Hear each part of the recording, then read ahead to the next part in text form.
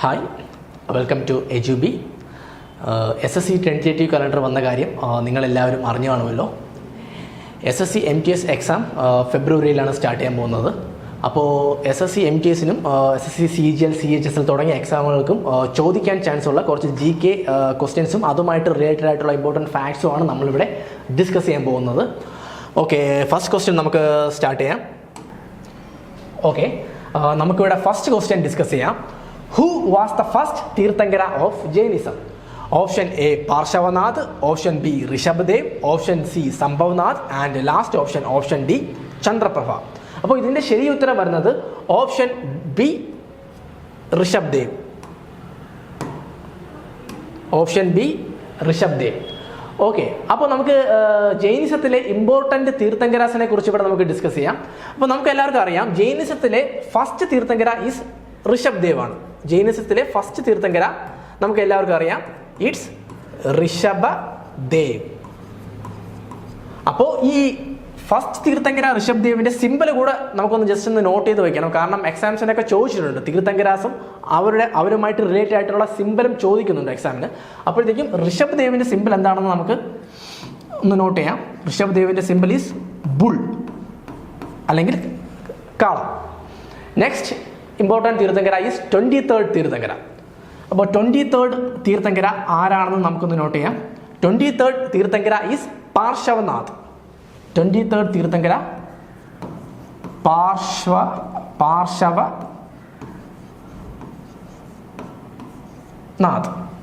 Okay, 23rd Theerthankara പാർശ്വനാഥിന്റെ സിമ്പലും കൂടെ ഒന്ന് not ചെയ്യണം. അദ്ദേഹത്തിന്റെ സിമ്പൽ വന്നിട്ട്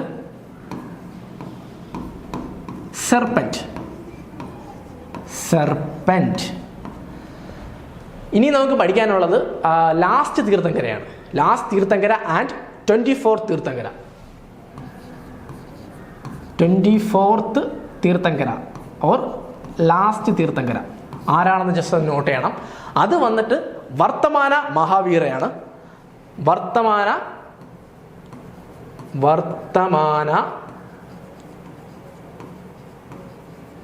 മഹാവീര. ഇദ്ദേഹത്തിൻ്റെ സിമ്പലും കൂടെ ഒന്ന് നോട്ട് ചെയ്തോളൂ. ഇദ്ദേഹത്തിൻ്റെ സിമ്പൽ വന്നിട്ട്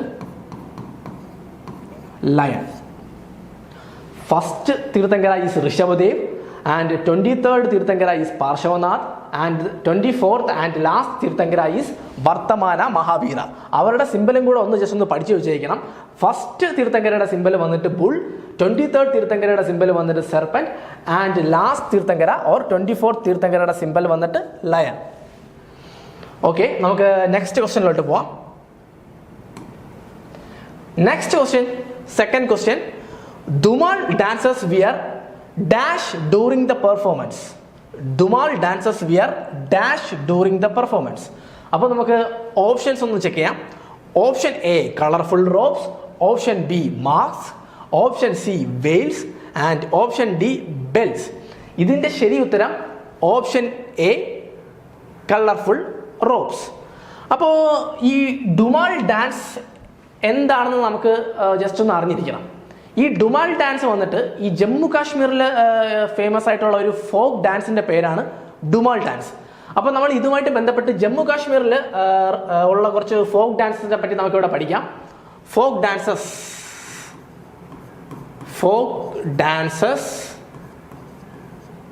ഓഫ് ജമ്മു കാശ്മീർ. അപ്പോൾ അതിൽ ആദ്യത്തെ ഫോക്ക് ഡാൻസ് ഒന്ന് നോട്ട് ചെയ്യാം. Rauf. First folk dance is Rauf. Second folk dance is Hood. Third folk dance is Vana.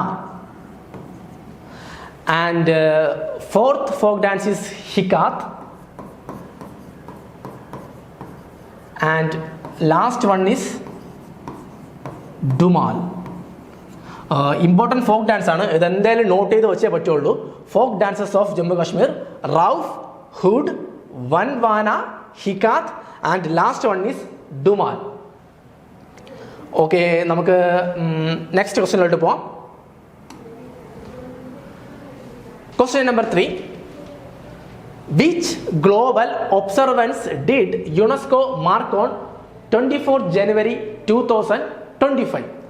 അപ്പോൾ അതിൻ്റെ ഓപ്ഷൻസ് നമുക്കൊന്ന് ജസ്റ്റ് ഒന്ന് ചെക്ക് ചെയ്യാം.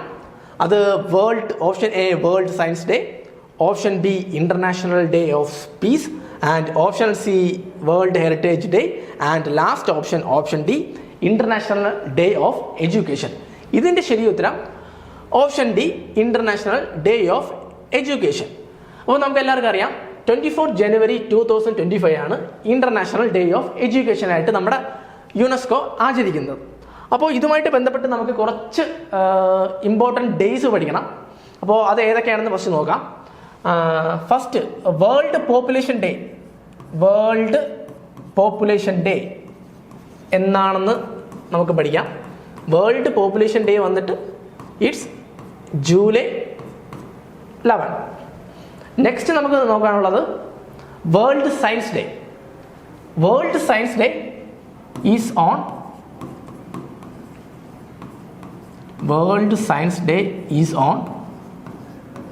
November 10.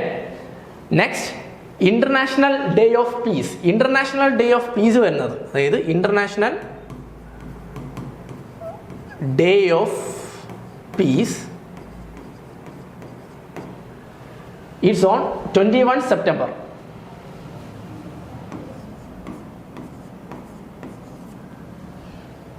And International youth Day ഒന്ന് പഠിച്ചു വെച്ചേക്കുക. ഇൻ്റർനാഷണൽ യൂത്ത് ഡേ വരുന്നത് 12th ഓഗസ്റ്റിലാണ്. International youth Day 12th August. And World heritage Day ഒന്ന് നോക്കണം. വേൾഡ് ഹെറിറ്റേജ് ഡേ വരുന്നത് 18th ഓഗസ്റ്റ് ആണ്. World heritage day is on 18th August. അപ്പോൾ ഇതൊന്ന് ജസ്റ്റ് നോട്ട് ചെയ്യാം. World population day July 11, world science day November 10, international day of peace 21 September, international youth day 12 August, world heritage day 18th August. അപ്പോൾ ഇതും കൂടെ just ഒന്ന് note ചെയ്ത് വയ്ക്കുക. അതായത് ഇൻ്റർനാഷണൽ ഡേ ഓഫ് പീസ് വന്നിട്ട് 21 September 21, വേൾഡ് സയൻസ് ഡേ വന്നിട്ട് November 10, and last world heritage day 18th August. ഇതൊന്ന് ജസ്റ്റ് ഒന്ന് നോട്ട് ചെയ്ത് വയ്ക്കുക. അപ്പോൾ നെക്സ്റ്റ് ക്വസ്റ്റ്യനിലോട്ട് പോവാം. ഓക്കെ, നെക്സ്റ്റ് ക്വസ്റ്റ്യനിലോട്ട് പോവാം. What was the literacy rate in India according to the 2011 census? First option A 74.04%, option B 76.23%, option C 75.12%, and last option D 72.98%. ഇതിൻ്റെ ശരി ഉത്തരം ഓപ്ഷൻ എ 74.04%. 74.04%. അപ്പോൾ നമുക്ക് ഇന്ത്യയിലെ മെയിൽ ലിറ്ററസി റേറ്റും ഫീമെയിൽ ലിറ്ററസി റേറ്റും ഇതിനെക്കുറിച്ച് നമുക്കൊന്ന് ജസ്റ്റ് ഒന്ന് ഡിസ്കസ് ചെയ്യാം. ഇന്ത്യയിലെ മെയിൽ ലിറ്ററസി റേറ്റ് വന്നിട്ട് 85.14% ആണ്. അതുപോലെ തന്നെ നമ്മുടെ ഇന്ത്യയിലെ ഫീമെയിൽ ലിറ്ററസി റേറ്റ് വന്നിട്ട്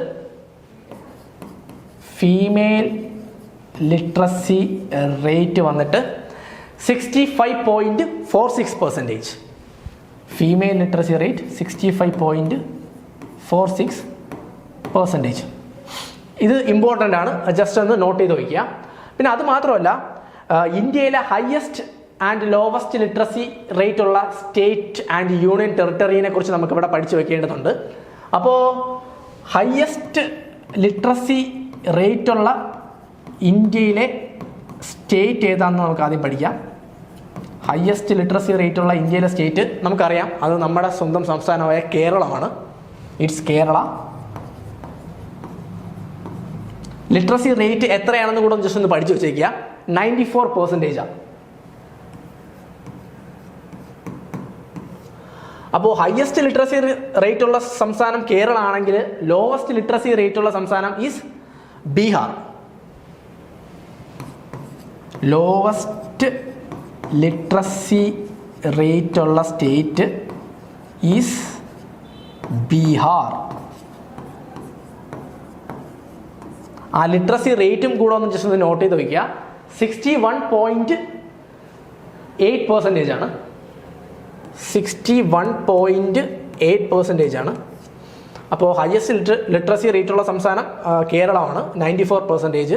ലോവസ്റ്റ് ലിറ്ററസി റേറ്റുള്ള സംസ്ഥാനം ഇറ്റ്സ് ബീഹാർ, 61.8%. നമുക്കിനി ഇവിടെ ഹയസ്റ്റ് ലിറ്ററസി റേറ്റുള്ള യൂണിയൻ ടെറിട്ടറിനെ കുറിച്ച് ഒന്ന് ഡിസ്കസ് ചെയ്യാം. ഹയസ്റ്റ് ലിറ്ററസി റേറ്റുള്ള യൂണിയൻ ടെറിട്ടറി അത് മറ്റെങ്ങുമല്ല, ലക്ഷദ്വീപാണ്. ലിറ്ററസി റേറ്റ് എത്ര പെർസെൻറ്റേജ് ആണെന്നും കൂടെ ഒന്ന് പഠിച്ചു വയ്ക്കുക. 22%. എങ്കിൽ ലോവസ്റ്റ് ലിറ്ററസി റേറ്റുള്ള യൂണിയൻ ടെറിട്ടറി ഏതാണെന്ന് കൂടെ ഒന്ന് ജസ്റ്റ് നോട്ട് ചെയ്യണം. അത് Dadra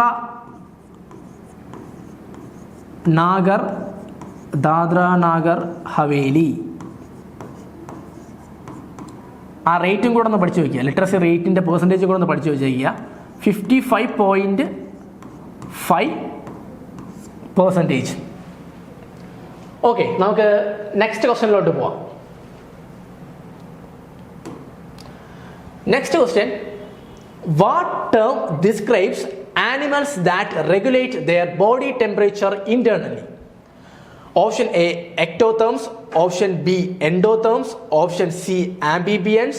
And last option D, invertebrates. ശരി ഉത്തരം വന്നിട്ട് ഓപ്ഷൻ ബി എൻഡോതേംസ് ആണ്. Option B എൻഡോതേംസ്. ഓക്കെ, നമുക്ക് എന്താണ് എൻഡോതേംസ്, എന്താണ് എക്ടോതേംസ്, എന്താണ് ആംബിബിയൻസ്, എന്താണ് ഇൻവെർട്ടിബ്രേറ്റ്സ് എന്ന് നമുക്കിവിടെ ജസ്റ്റ് ഒന്ന് ഡിസ്കസ് ചെയ്യാം. ഫസ്റ്റ് നമുക്കിവിടെ എൻഡോതേംസ് എന്തെന്ന് പറഞ്ഞ് ഡിസ്കസ് ചെയ്യാം. എൻഡോതേംസ് എന്ന് പറയുമ്പോഴത്തേക്കും ഈ വാം ബ്ലഡഡ് ആനിമൽസിനെയാണ് നമ്മൾ പൊതുവെ എൻഡോതേംസ് എന്ന് പറയുന്നത്. Warm blooded animals, warm blooded animals, endotherms. Endotherms ആനിമൽസിനെ കുറിച്ച് എക്സാമ്പിൾസും കൂടെ നമുക്ക് എന്തായാലും പഠിച്ചു വയ്ക്കണം. എൻഡോതേംസ് ആനിമൽസിനുള്ള എക്സാമ്പിൾസ് എന്ന് പറയുമ്പോഴത്തേക്കും mammals, birds. Mammals,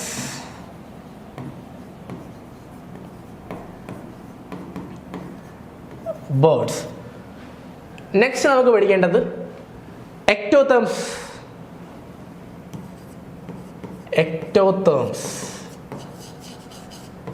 Ectotherms means cold blooded animalസിനെയാണ് നമ്മൾ പൊതുവെ എക്ടോതേംസ് എന്ന് വിളിക്കാറുള്ളത്. Cold blooded animals.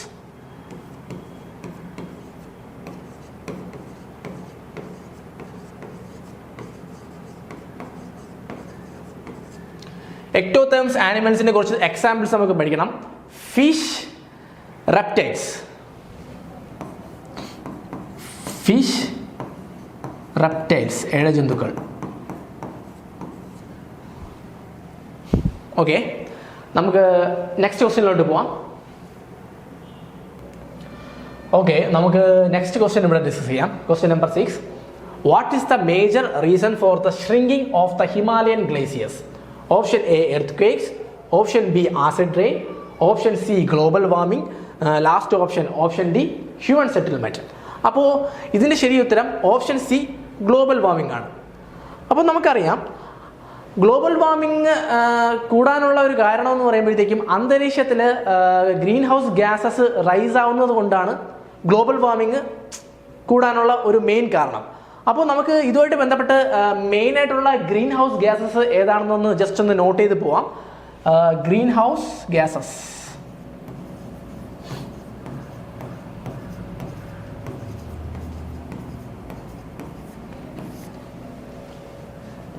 Methane, CH4, ozone, O3, next one water vapour and CFC ഉണ്ട്. പിന്നെ അത് മാത്രമല്ല നൈട്രസ് ഓക്സൈഡ് ഉണ്ട്, CFC, chloro fluoro carbon, then N2O, nitrous oxide, CH4, O3, water vapour, CFC and last one N2O, nitrous oxide. Okay, next ക്വസ്റ്റ്യനിലോട്ട് പോവാം. Next question, question number 7. Which of the following minerals are found in the state of Kerala? കേരളത്തിൽ കാണപ്പെടുന്ന പ്രധാനപ്പെട്ട minerals ഏതൊക്കെയാണെന്നാണ് ഇവിടെ ചോദിച്ചിട്ടുള്ളത്. അപ്പോൾ ഇവിടെ option A monazite, thorium, bauxite, clay. Next iron or, call and gold. Next copper, limestone and gypsum. And last one uranium, petroleum and mica.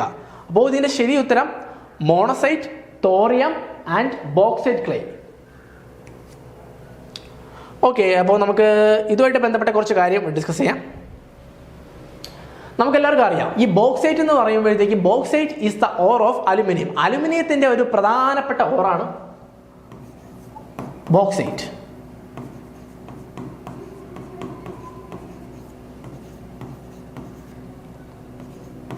Or of aluminium, bauxite.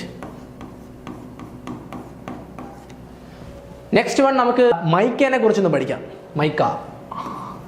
Mica എന്താണെന്ന് just ഒന്ന് അറിഞ്ഞിരിക്കണം. Mica എന്ന് പറയുമ്പോഴത്തേക്കും mica is a non metallic mineral.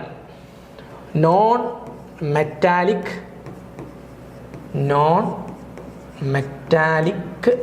Mineral. ഇത് മെയിനായിട്ട് use ചെയ്യുന്നത് electrics and electronic ഇൻഡസ്ട്രിയിലാണ്. Electric and electronics industry.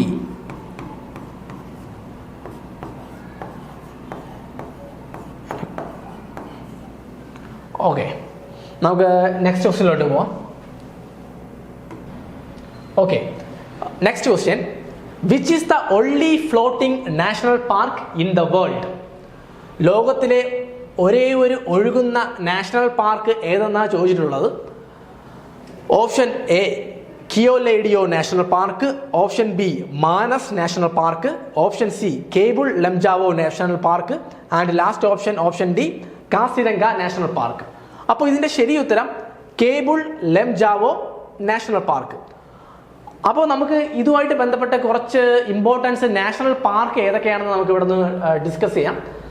അപ്പോൾ first one is Keoladeo National Park. ഏത് സംസ്ഥാനത്തിലാണ് പറഞ്ഞതെന്ന് നമ്മൾ ജസ്റ്റ് ഒന്ന് അറിഞ്ഞിരിക്കണം. ഈ കിയോലേഡിയോ നാഷണൽ പാർക്ക് വരുന്നത് രാജസ്ഥാനിലാണ്. Keoladeo National Park is in Rajasthan. Next is Manas National Park. Manas National Park is in Assam.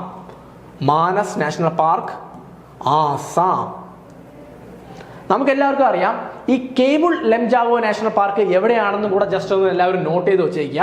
ഈ കേബിൾ ലംജാവോ നാഷണൽ പാർക്ക് വരുന്നത് Manipur. And last one Kaziranga national Park is in Assam. Okay, നമുക്ക് അടുത്ത ക്വസ്റ്റ്യനിലോട്ട് പോവാം. Next question, 9th question. The famous Sanchi Stupa is associated with which ancient architectural tradition? Options നോക്കാം. Hindu, Jain, Buddhist and last one is Mughal. ഇതിൻ്റെ ശരി ഉത്തരം option C Buddhist. Okay, നമുക്ക് ഈ Sanchi സ്തൂപയുമായിട്ട് related ആയിട്ടുള്ള കുറച്ച് ഫാക്ട്സ് ഇവിടെ പഠിക്കാം. സാഞ്ചി സ്തൂപ.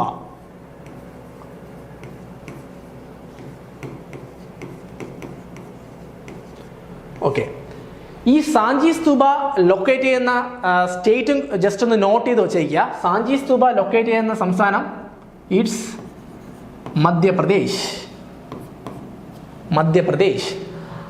അത് മാത്രമല്ല, ഈ സാഞ്ചി സ്തൂപ മെയിനായിട്ട് അസോസിയേറ്റ് ചെയ്തിരിക്കുന്നത് ബുദ്ധിസ്റ്റ് ആർക്കിടെക്ചറൽ ട്രഡീഷണലുമായിട്ട് ബന്ധപ്പെട്ടുള്ള ഒരു സ്തൂപയാണ് ഈ സാഞ്ചി സ്തൂപ. അത് ജസ്റ്റ് ഒന്ന് നോട്ട് ചെയ്ത് വെച്ചേക്കുക. നമുക്ക് നെക്സ്റ്റ് ക്വസ്റ്റ്യനിലോട്ട് പോവാം. Which festival is popularly known as the water festival in parts of Arunachal Pradesh and Assam? Losar, Poisankan, Dri and last one is Mopi. ഇതിൻ്റെ ശരി ഉത്തരം വരുന്നത് പൊയ്സാങ്കൻ. അപ്പോൾ നമുക്ക് അരുണാചൽ പ്രദേശിലെ കുറച്ച് ഇമ്പോർട്ടൻറ്റ് ഫെസ്റ്റിവൽസ് ഇവിടെ നമുക്കൊന്ന് ജസ്റ്റ് ഒന്ന് നോട്ട് ചെയ്ത് പോവാം. Festivals of Arunachal Pradesh. Festivals of Arunachal Pradesh. Okay, നമുക്ക് കുറച്ച് ഇമ്പോർട്ടൻ്റ് ആയിട്ടുള്ള ഫെസ്റ്റിവൽസ്, അരുണാചൽ പ്രദേശിലെ കുറച്ച് ഇമ്പോർട്ടൻ്റ് ആയിട്ടുള്ള ഫെസ്റ്റിവൽസ് നമുക്ക് ഇവിടെ ഡിസ്കസ് ചെയ്യാം. അതിൽ നമുക്ക് ഈ ഫസ്റ്റ് മെയിൻ ഫെസ്റ്റിവൽ വന്നിട്ട് ഈ പൊയ്സാങ്കൻ ആണ്. പൊയ്സാങ്കൻ നമുക്ക് എല്ലാവർക്കും അറിയാം, it's water festival. Water festival of Arunachal Pradesh is Poisangkan. Poisangkan water festival. Next one is Losar. Losar is new year festival. Arunachal പ്രദേശിലെ ന്യൂ ഇയർ ഫെസ്റ്റിവലിനെ പറയുന്ന മറ്റൊരു പേരാ ലോസർ. അതുപോലെ നെക്സ്റ്റ് ഫെസ്റ്റിവൽ ഏതെന്ന് നോക്കുമ്പോഴത്തേക്കും ഡ്രീ അല്ല, DREE, Dree. Next festival is Mopin, MOPHIN, Mopin. And last one, അതും കൂടെ ഒന്ന് ജസ്റ്റ് ഒന്ന് നോട്ട് ചെയ്ത് വെച്ചേക്കൂ,